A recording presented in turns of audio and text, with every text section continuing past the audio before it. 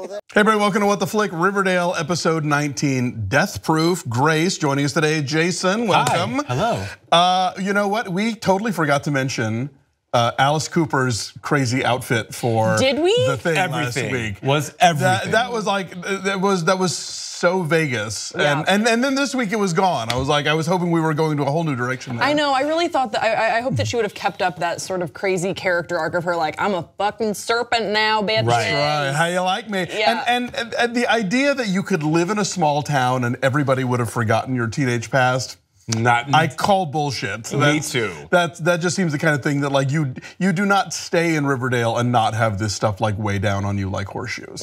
But anyway, so that was last week. This week, did we get a comic reference just off the top? We've been starting our reviews with we that. did not get a comic reference. We weirdly got a reference to Herc Harvey, who is the director of Carnival of Souls, which is this great like low budget 60s horror film that has made by a filmmaker in Kansas. It is now like considered this, I think like it's on the Criterion Collection. It's a big deal movie, but it has what it has to do with the Archie universe, I have no idea. But that was the only one that I picked up this week. So, do we believe that if the Serpents had to drag race somebody, they would have to use Reggie's car? I mean, well, no. First of all, I didn't believe Betty working on the car, which was we're gonna talk about Betty in a minute. But she's doing my head in. This Miss Cooper is not the one for me this week. But sure, why not use Reggie's car? Reggie's a hyper masculine, hyper bro kind of guy. Of course he would have one, but it's like, wouldn't the Serpents like? Isn't there like a car culture in a gang? I would think they'd be like, all right, tall boy, like bring him out, and they'd bring out the cars. Like that's sort of what I would have expected. I thought that was a little strange as well. But we get this. This drag race. We get this. And of course, Kevin Keller makes the joke we're all thinking. Yeah, so we get this race off.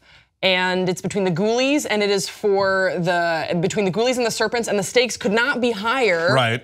For the White Worm. And Archie, without telling anyone, decides to like call the cops in, which is like, I'm sorry, if your best friend is in a South Side gang and you're gonna have the cops come in and break up your drag race, like that's about 10 kinds of wrong. But that's our Archie.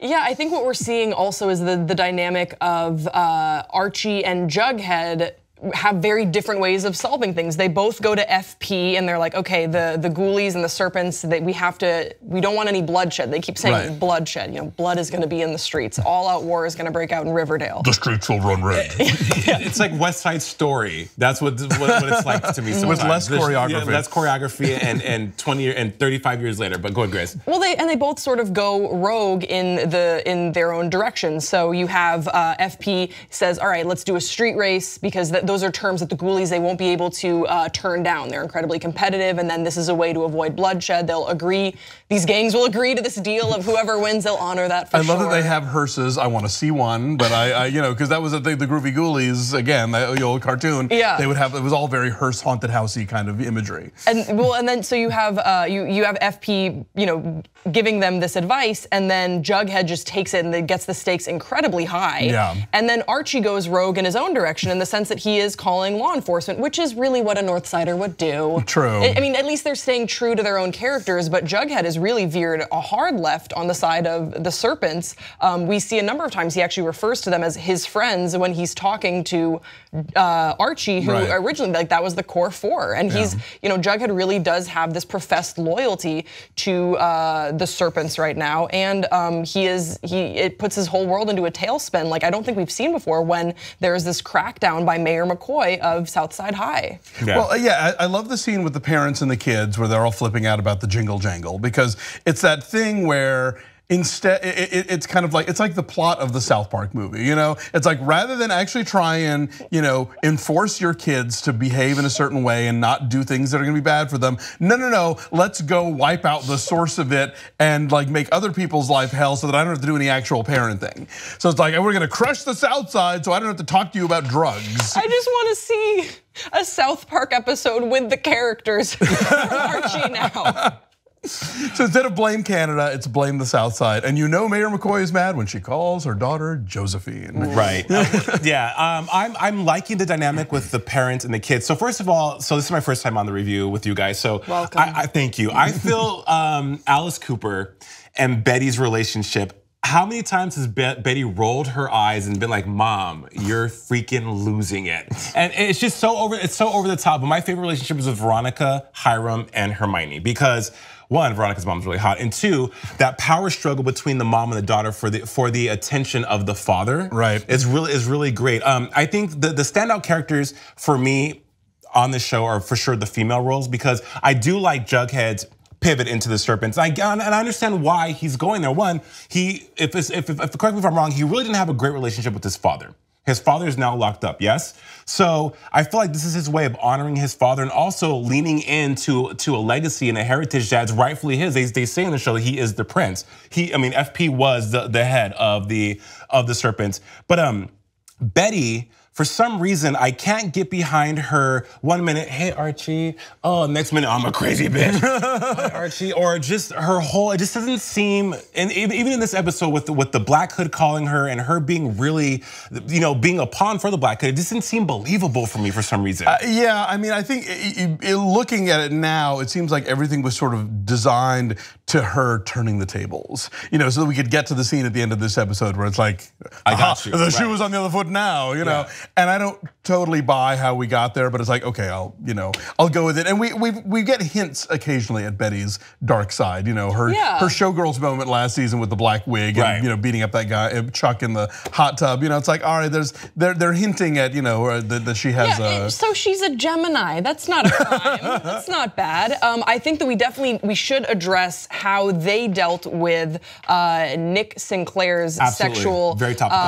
attempted sexual assault and how the different families dealt with that. I thought was really interesting and was sort of a great metaphor for how those families are run. So we saw how the Blossoms, how Cheryl and her mom dealt with it, and then we also saw how the Lodges dealt with it when Veronica revealed that Nick had tried something similar on her. Right, and I love the ending. We've been set up at this point where like everything that the Lodges do, the parents is kind of shady, and that Veronica has some sort of moral qualm about it. And this time she's like, she's down. She told Betty, she was like, I would have given his name and gotten a facial. Right. Like, I don't really care. Now, I want to know how you feel about the Tony reveal, given A, your feelings about the Betty and Jughead, and B, now that Damn, it's a great question. I feel incredibly conflicted because I love Betty and Jughead. I ship them. I do. I don't know if I've ever felt this strongly about a couple on TV in a while. So when Tony came in, she kind of blew up my spot with this couple, and I was all into hate her. I was like, no,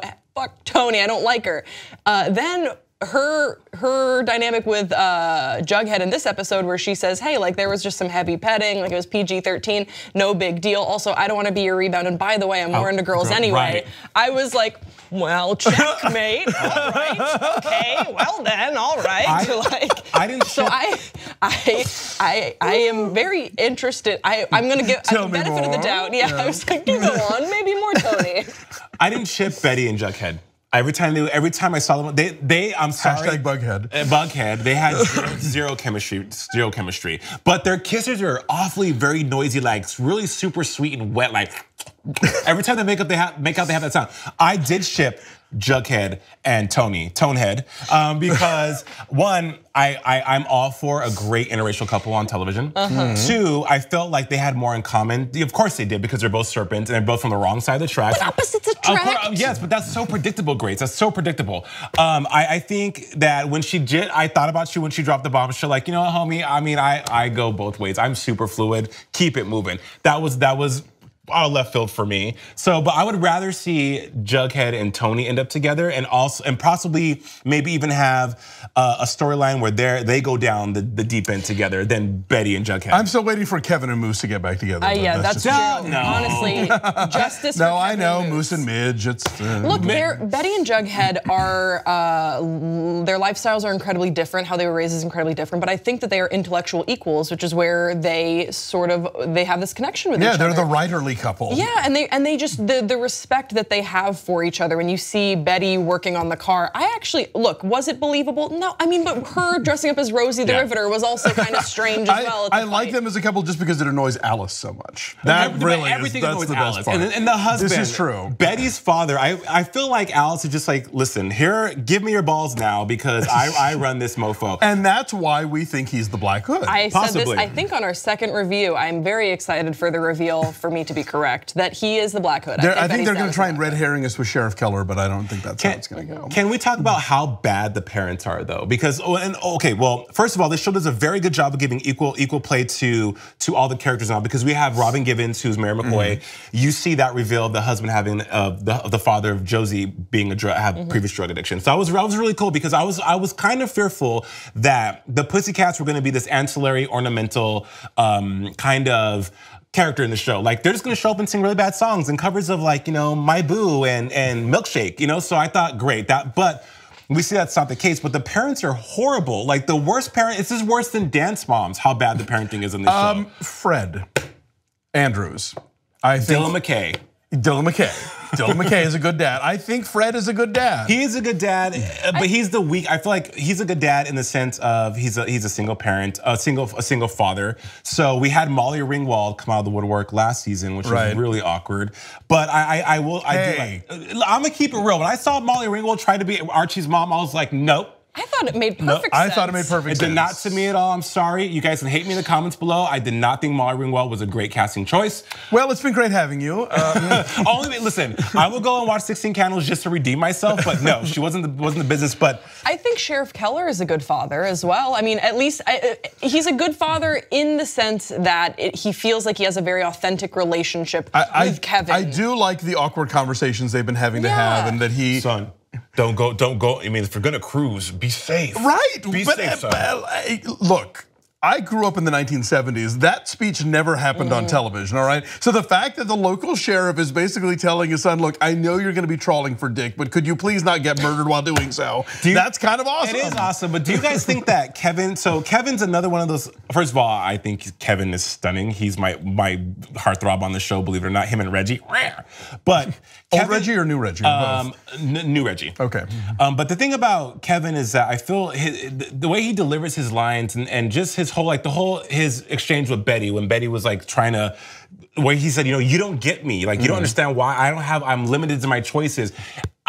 They're making him be typically gay, I guess, and I say that in the sense of like he's cruising, he's doing all these things, whereas not all gay men do that. Okay, but it's hard to be the one gay on a show. Like also, I mean, previously gays have always been sort of like unsexualized at all. Where it's like he's usually gay, they would be like the eunuch who's just there, listen to Betty's problems and like braid her hair. It's like he can be gay, but don't you dare act on your gay urges. Look, this is a gay character with a working dick. So like he may not use it the way that you or I would or would talk about to other people, but I think this is something new for television. I wouldn't say something new for television, because if you're watching How to Get Away with Murder, there's Connor on that show, and it's a different show. But okay, for YA television. But yes, okay, and also for a small town like Riverdale, and I get that in 2017. Because even Degrassi doesn't go there. It's okay, they've opened that door, it's okay. I'm just saying I want to make sure that Kevin gets more than just the gay, he's cast as the semi-sassy,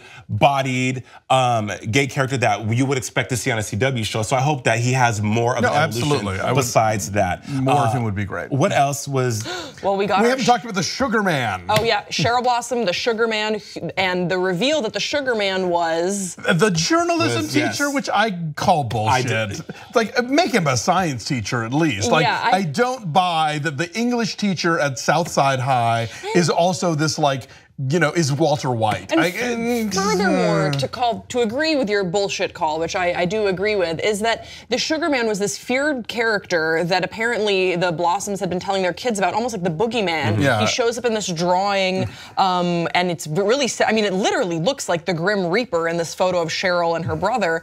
And then you find out that it's the journalism teacher, and that doesn't. Well, he's one in a series of Sugar Man. He's one in a series, but so wait, was he just the the worst sugar man in this line? He's the reigning sugar man. But he's not scary at all. But like because there's some twisted thing with Mrs. Blossom where basically she was trying to sort of like, I think, shield her children from that aspect of the business, and so I don't know. So it's like when so basically what she was doing was saying when the sugar man comes over, you don't want to go downstairs. Exactly. Don't even let him see you because he's clear of the sugar man. Yeah. Okay, I mean I get it, but that's also still pretty weak to me. It's weak, but it lent itself to a great moment with Cheryl and her mom, because for the longest time through all season 1 and now through season 2, I'm like, why is Cheryl's mom so disconnected? Why is she such a see you next Thursday to Cheryl? And I'm glad that Cheryl for the longest time was my least favorite character, because everything she said was, riddle me this.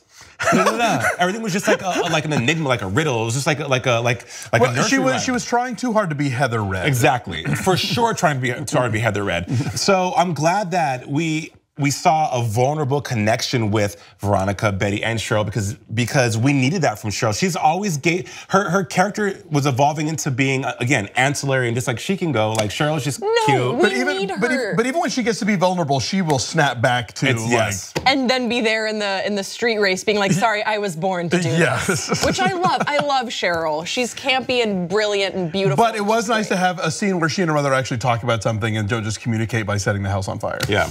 So and their cave. They're growing. They're growing. They're building. Baby steps. All in all, I would say that this is Riverdale is capturing the audiences for a very good reason. It's written well, it's done well, and I'm hooked. I'm so hooked. Yeah, I mean, I think for a show that people thought was just gonna be the gimmick of like, it's Archie and Betty, but now they're filthy. Like, they're actually moving past that and making this world into something really interesting. And everyone's so hot. It's a CW show. So hot. It does help. All right, we'll be back next week with more. Please join us.